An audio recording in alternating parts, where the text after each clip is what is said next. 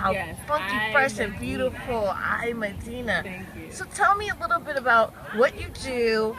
Quick, I know your masters, you were telling me about your poetry, and that you're first and foremost a mom of a beautiful son. Yes, Queen. Yes, I kind of see myself within 4 to 5 realms. I'm a mama, right, of a 6-year-old prince named Messiah.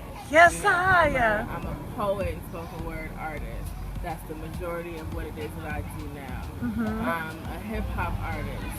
I used to rhyme a lot more than spoken word, but things kind of flipped, so now I do more spoken word and a little bit of a peppering of rhymes. And I'm a community educator, so I'm a community outreach coordinator within the education field, and I'm a part of a race and early childhood collaborative where we're looking at the intersection between race and young children, and how we need to be able to have conversations with them that build their pride, it's spelled positive racial identity development and early education. So if you're a black child, if you're a Mexican child, if you're a Chinese child, we want you to have an awareness of who you are and as a racial being, and loving who you are as a racial being, and learning about your ethnicity and your heritage and your lineage starting when you're 3 years old, because we know that the society that we live in has struggles with racism and white supremacy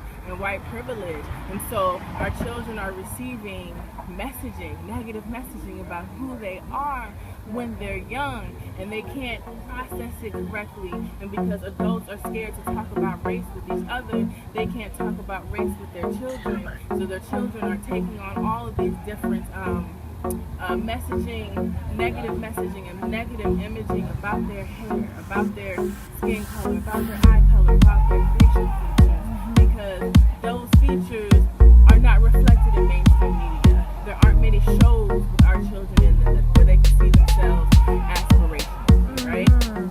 We don't, our children are in front of white teachers.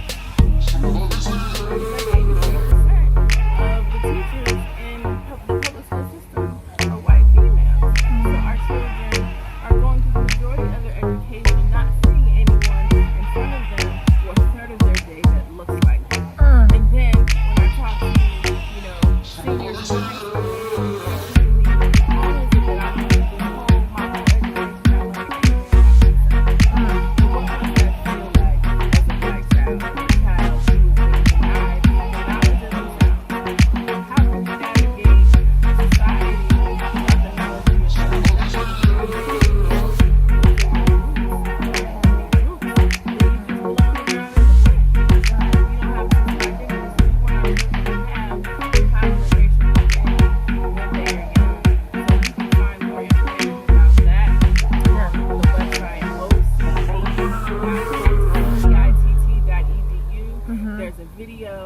that I produced and kind of shepherded with some spoken word on the bookends, just about positive racial identity in the scan. We did an environmental scan, just to kind of a dive into the research and the literature, and we talked to parents and we talked to educators about their perspective on pride and talking about race in kids. So it's really, really important work that we're doing. Maybe it's national work because we don't hear about a whole lot. How about spiritual work? Yes, That's,